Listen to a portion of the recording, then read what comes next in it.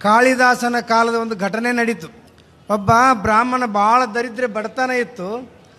ಆವಾಗ ಬಡತನವನ್ನು ನೀಗಿಸ್ಬೇಕಾದ್ರೆ ಹೆಂಡತಿ ಹೇಳಿದ್ಲು, ನಮಗೇನು ಇಲ್ಲ, ಕಾಳಿದಾಸ ಅಂತ ದೊಡ್ಡ ಮಹಾತ್ಮರದಾರ, ಅವ್ರನ್ನ ಹೋಗಿ ಕೇಳಿ ಏನಾದರೂ ಕೊಡ್ತಾರ ಅಂತಿದ್ರು. ಅವ್ರೇನು ಕೊಡ್ತಾರಂತ ಕೊನೆಗೆ ಭಾಳ ಪೀಡಿಸ್ತಾ ಬಂದ.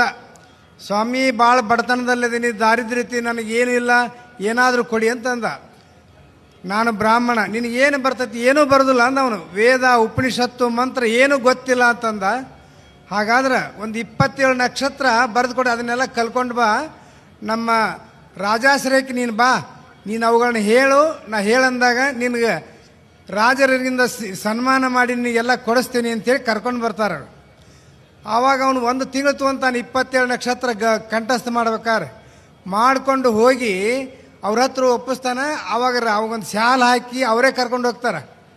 ಎಲ್ಲ ಪಂಡಿತರ ಸಭೆ ಸೇರ್ತೈತಿ. ಇವ್ರು ಯಾರು ಅಂತ ಕೇಳ್ತಾರೆ. ನಮ್ಮ ಗುರುಗಳಂತಾರೆ ಅವರು, ಕಾಳಿದಾಸರು. ಅದೇ ಹಂಗೆ ಗುರುಪ್ಪ ಅಂತ ಇಲ್ಲಿ ನೋಡಿಲ್ಲೇ ಇಲ್ಲ ಅಂತ. ಕೊನೆಗೆ ಇವ್ರೇನು ದೊಡ್ಡ ಪಂಡಿತರು ಅದಾರ, ಹಂಗಾರೆ ಏನು ಅಂತ ಕೇಳಿ ನಕ್ಷತ್ರ ಹೇಳು ಅಂತ ಸೊನ್ನೆ ಮಾಡ್ತಾರೆ.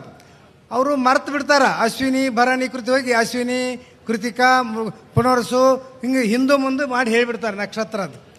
ಅವಾಗೆಲ್ಲ ನಕ್ಕು ಬಿಡ್ತಾರೆ. ಎಲ್ಲ ಇಂಥ ನಕ್ಷತ್ರ ಹೇಳೋದಕ್ಕೆ ಬರೆದಿರ್ತಕ್ಕಂಥ ಒಬ್ಬ ದಡ್ಡನ ಗುರುಗಳಂತ ಹೇಳ್ತಾರಲ್ಲ, ಹೆಂಗೆ ಅಂತಾರೆ ಅಲ್ಲ, ಅವ್ರು ಹೇಳ್ತಕ್ಕ ಒಂದು ಅರ್ಥ ಇದೆ.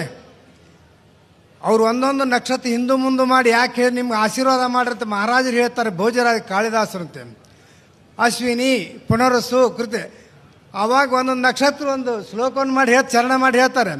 ಅಶ್ವಿನಿ ಭವತೆ ತು ತವ ಮಂದಿರ, ಮಂದಿರೇ ಭವತು ತೇ ಪುನರ್ವಸು, ರೇವತಿ ಪತಿ ಕನಿಷ್ಠ ಸೇವಯ, ಕೃತಿಕಾ ತನಯ ಸಂಭವೋ ಭವ ಅಂತ ಶ್ಲೋಕ ಮಾಡ್ತಾರೆ. ಭಾಳ ಬುದ್ಧಿವಂತರು ಕಾಳಿದಾಸರು. ಒಂದೊಂದು ಇದಕ್ಕೆ ಹಿಂದೂ ಮುಂದೆ ನಕ್ಷತ್ರ. ಅಶ್ವಿನಿ ಭವತೆ ತೇ ತವ ಮಂದಿರ ಅಂತ. ಅವರು ಅಶ್ವಿನಿ ಅಂದರೆ ಹೆಣ್ಣು ಕುದುರೆ, ನಕ್ಷತ್ರ ಅಲ್ಲ. ಅಶ್ವಿನಿ ಇದೆ. ನಿನ್ನ ರಾಜ್ಯ ಮುಂದೆ ಎಲ್ಲ ಅರಮನೆ ಮುಂದೆ ಸೈನ್ಯಗಳ ಸಂಖ್ಯೆ ಜಾಸ್ತಿ ಆಗಲಿ, ರಾಜರ ಯುದ್ಧಕ್ಕೆ ಹೆಣ್ಣು ಕುದುರೆ ಬಳಸ್ತಾ ಇದ್ದಾರೆ, ಸೈನ್ಯ ಹೆಚ್ಚಾಗಲಿತಿ.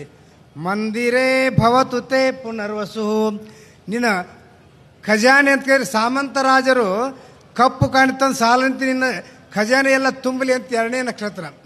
ರೇವತಿ ಪತಿ ಕನಿಷ್ಠ ಸೇವಯ, ರೇವತಿ ಪತಿ ಅಂದರೆ ಬಲರಾಮ, ಅವನ ತಮ್ಮ ಕೃಷ್ಣ ಪರಮಾತ್ಮನ ಆಶೀರ್ವಾದ ಬಲಿ ಇಲ್ಲಂತ ಆಶೀರ್ವಾದ ಮಾಡ್ಯಾರ. ಹಾಗೆ ಕೃತಿಕಾ ತನೆಯ ಸಂಭವ ಬಂದು ಕಾರ್ತಿಕ ಅಂತ ಮಗ ಆಗಲಿ ಇಷ್ಟೆಲ್ಲ ಹೇಳ್ಯಾರಂತವ. ಹೇಳಿದ ಮೇಲೆ ರಾಜ ಸಂತೋಷ ಆಗಿ ಅವನಿಗೆ ಹೇರಳವಾದ ಸಂಪತ್ತು ಕೊಟ್ಟಂತೆ. ಕಾರಣ ಇಷ್ಟು ಕ್ಷಣಮಪಿ ಸಜ್ಜನ ಸಂಗತಿ ರೇಖಾ ಅಂತ ಹೇಳಿದಂತೆ ಒಂದು ಕ್ಷಣ ಆ ಮಹಾತ್ಮನ ಸಹವಾಸ ಮಾಡಿದ್ದಕ್ಕೆ ತನ್ನ ದಾರಿದ್ರ್ಯ ಕಳ್ಕೊಂಡ ಅಂತ ಬರ್ತಕ್ಕಂಥದ್ದು.